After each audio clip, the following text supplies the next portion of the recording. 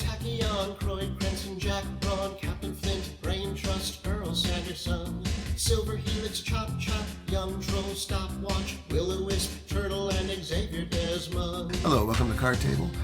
In a previous video, I had mentioned that if you're reading the books in sequence, I actually think it makes more sense to now go 15, 17, 16, 18. So instead of just going 15, 16, 17, 18, switch 17 and 16 and read them in reverse order.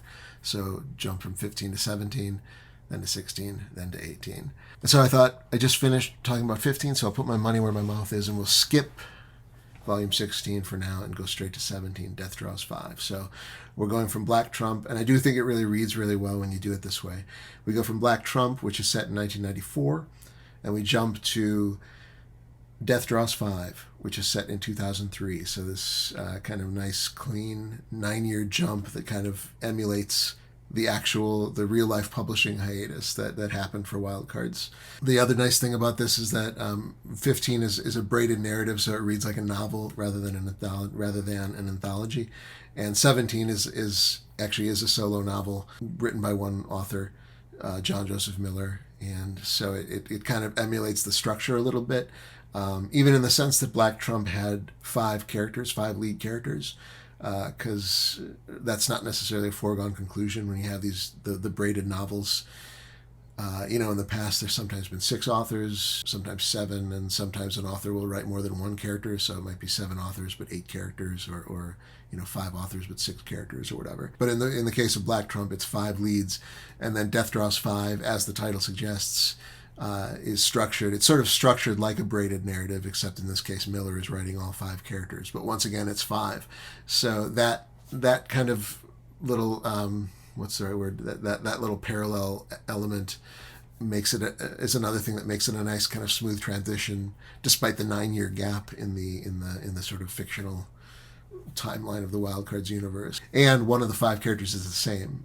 John Joseph Miller wrote Carnifex for Black Trump, Billy Carnifex Ray, and then Billy Ray also becomes kind of arguably the main character of the 5 in Death Draws 5 as well. So that little thread is nice. Through the eyes of Billy Ray, we right away get this sort of sense of perspective, with Ray kind of reflecting on what he's been up to in the 9 years since the whole Black Trump affair. And he brings in some of the same characters, most notably Leo Barnett, who is a character who had existed in the Wildcards universe going back to Volume 5. And he and Barnett have a few scenes together in Black Trump, and then now again, those two characters have some interactions in Death Draws 5 as well. So just enough little connections where you can go, oh yeah, this actually is a nice little jump. It reads really nicely to go straight from 15 to 17. So the plot of 17 it involves one of the loose ends that I've talked about before. Going back to Aces Abroad, there was this prophecy about the character of John Fortune, although he wasn't called that yet. Because at the time he was just a little fetus. So the way the timeline goes is Volume 3. Peregrine and Fortunato have a liaison, and then in Volume 4 she realizes that she got pregnant from that encounter. But it's also in Volume 4 that she Dr. Tachyon is telling her she should abort the pregnancy. It's quite likely that the character, since he will be born with the Wildcards virus, he has a 90% chance of dying. But then the sort of Egyptian god characters from Volume 4, Wildcards, whose powers and mutations kind of emulate the pantheon of Egyptian gods, one of them being a prophet or a seer who tells her, no, you should have the baby, he's going to go on to do great things. And so she decides, okay. So she gives birth to John Fortune in Volume 5, and that's set in 1987. And then, as I've talked about in previous videos, it's kind of like, well, now what? Now, as of Death Draws 5, it's 2003 in the Wildcards universe, so he is indeed 16 years old. The prophecies can kind of start to maybe come home to roost a little bit. So a big portion of this book involves John Fortune. The character of Fortunato comes back. So the 5 lead characters in this one, and normally I would name 5 authors, each one associated with one of those characters, but in this case it's a solo book. So Miller writes everybody: Fortunato, Carnifex, Mr. Nobody, and 2 new characters, another John Nighthawk, and the Midnight Angel. So Fortunato comes back to New York. He was written out of the series back in volume 4, where he sort of decided to just devote his life to sort of the study of Zen in Japan. So this is kind of the return of Fortunato, who's, now he's in his 60s or something like that. He's essentially a senior citizen, but he's still got those formidable ace powers. As I mentioned before, Mr. Nobody is part of the Aykroyd and Crichton Detective Agency, which also played a big role in Black Trump. So that's another nice connection. But it turns out that that agency, one of their sort of evergreen assignments is the bodyguarding of John Fortune. Peregrine has sort of hired them to watch over John Fortune, and Jerry, aka Mr. Nobody, specifically is kind of the guy who often is accompanying John Fortune when the latter goes out on some kind of excursion that has Peregrine worried for his safety. And so different factions end up kind of getting sucked into this whole notion of John Fortune being someone important, possibly the second coming of Jesus Christ, as some factions believe, and then other factions believe he's actually the Antichrist. So all these sort of people become very just bound up in the life of John Fortune, who's just kind of this 16-year-old kid trying to figure things out. Carnifex and Midnight Angel are both kind of partnered up, working for the faction who believes that he's the second coming of Jesus, and so are out to protect him against this faction that actually this faction believes that he's the Antichrist, and that faction, of course, wants to just eliminate him. John Nighthawk is working for the villains, but it turns out that he's kind of an honorable man, and so he kind of switches sides over the course of the narrative. And then Fortunato, of course, he's interested because it's his kid. Yeah, so it ends up being just kind of a chase, just John Fortune and John Fortune and friends trying to stay one step ahead of all these different parties who have all decided that they know what's best for this teenage boy.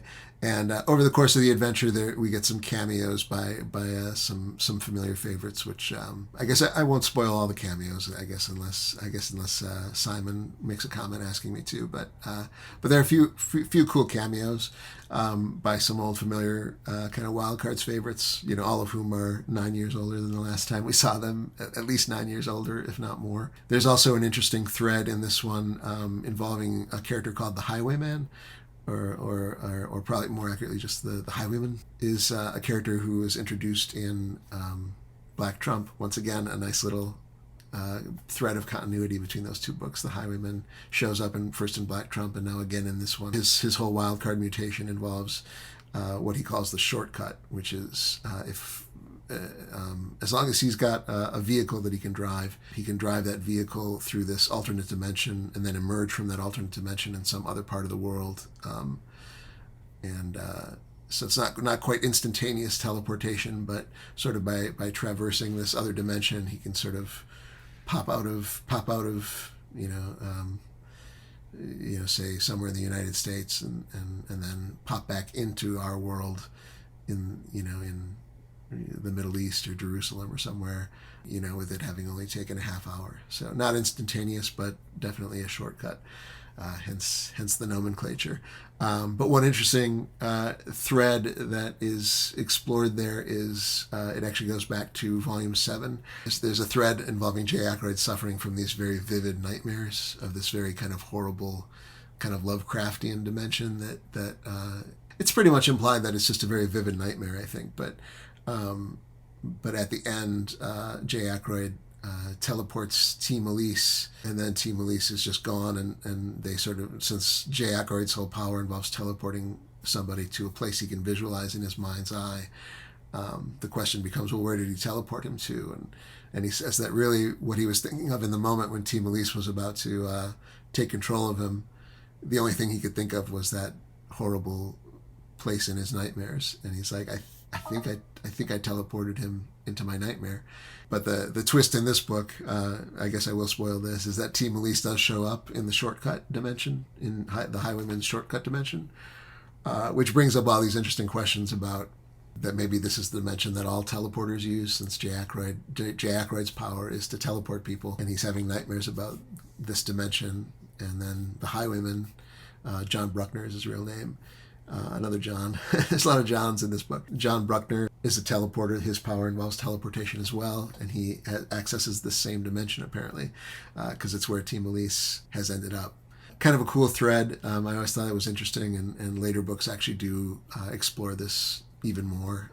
This sort of horrible nightmare dimension that apparently all the teleporters in the Wildcards universe are connected to, or at least many of them are connected to. It's another of those kind of long-term plots that they sort of pay off a little bit down the road, so to speak. But yeah, the return of Team Elise was kind of a cool moment in this particular volume, I thought. It's a relatively slender book. It reads awfully fast, and it's. I know at the time, it was the second book in the iBooks contract, and then iBooks kind of folded, and I certainly at the time as a reader, I sort of thought, oh, this might be it. I mean, which is obviously what people thought at the end of 15 as well, but it was like, I sort of thought maybe the iBooks would be used to kind of resolve all remaining loose ends in the Wildcards universe, but really Death Draws 5 is not really an ending. It seems like it brings the John Fortune stuff to a resolution, but really it doesn't answer a lot of the questions, with all those Egyptian gods and the prophecies and all that stuff. You realize when you keep reading the series, and John Fortune, his story isn't done. He shows up again in Inside Straight and in the next volume, Busted Flush. And the John Fortune story, you realize, it's not over yet. So Death Draws 5 isn't really meant to resolve those questions. It's really meant to it gets John Fortune into the forefront of the Wildcards universe for the first time, so that they can start to explore all that stuff. So it's not really the ending. It's not really the resolution. It's just the first time forefronting that stuff, since all that material with John Fortune and the prophecies had been backburnered for many, many years and many, many volumes. And even the stuff with like the new characters too, that are introduced. It's not really, Midnight Angel and John Nighthawk is the other one. It's the debut of new characters. So as you might expect, it's not really the end of anything for those characters. It's more the start, which makes sense now, because now the saga is 30 books and counting. I guess I'm speaking more to my experience of it at the time, where it was like, why introduce brand new characters if this is the last book? But it turned out not to be the last book, so it doesn't matter. So Midnight Angel is this kind of beautiful, gorgeous kind of Sophia Loren archetype, physically. Sort of beautiful, buxom brunette who, I guess that's kind of true. That's sort of Azealia Rouge's description as well. I guess that's maybe John Joseph Miller's type for his femme fatales. We later learn her real name is Bathsheba Fox, which is quite a handle.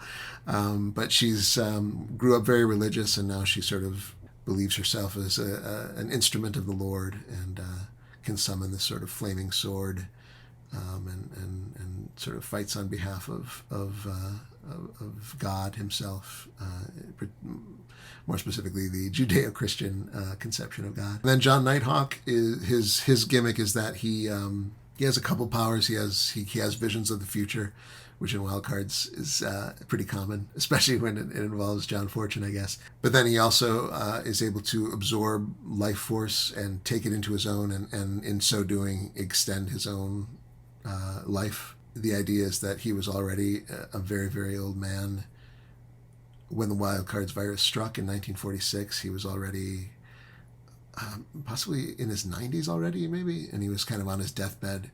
And then the Wildcard virus gave him this ability to absorb life force, which physically de-ages him. So the idea is that he's essentially the oldest man alive, because he was already a senior citizen in the 40s, and now it's 60 years on from that, and so he's somewhere in the realm of 140 years old or 150 years old, and has memories of the 19th century essentially, and which is a cool concept and something that is explored further in a later book.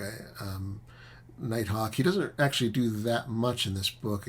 Again, it was it's the introduction of a new character rather than any kind of culminating thing. So this is really his introduction, and he gets more play in one of the later books, and also Fortunato gets some nice closure. Kind of brings his story to an end, or most likely to an end. Although there's enough of a twist at the end where we could see Fortunato again. It's possible, but if we never see Fortunato again, this volume certainly serves as a sort of nice kind of coda to his arc.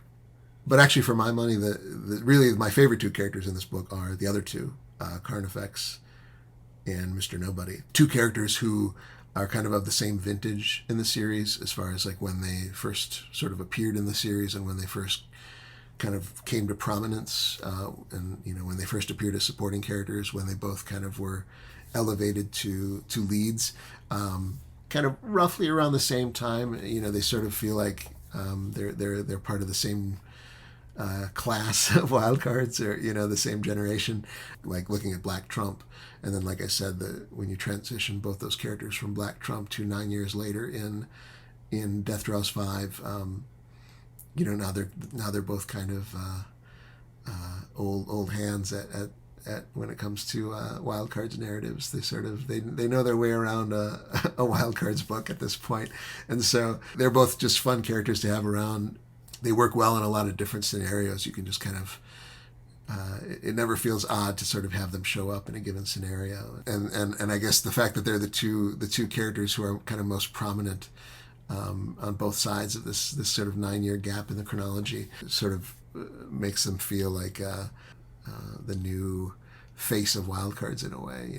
They're sort of the ones who are transitioning us from phase 1 to phase 2 of wildcards, and I think this book establishes them both as kind of just mainstays of the wildcards universe, and I like that element of this book.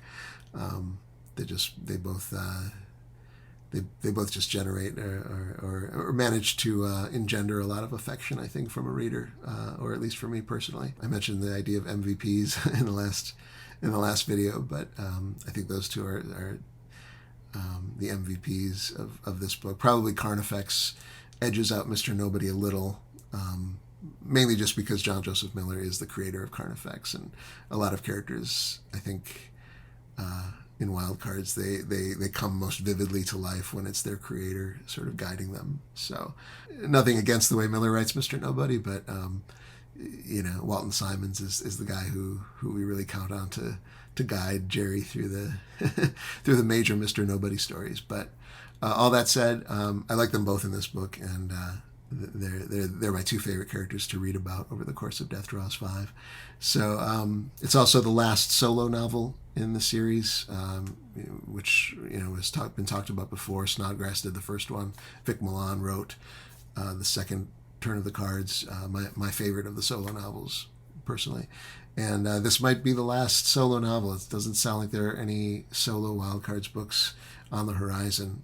I think now the field of authors is so crowded that it seems unlikely that they'll give too much, that they would give that much sort of real estate to any one author when George R.R. Martin wants to, I think, include as many authors as possible in each volume. So at this point, a solo novel would be kind of antithetical to that ethos, I think. But yeah, like I said, it's a fun read. It's a brisk read. John Joseph Miller, he doesn't waste any time.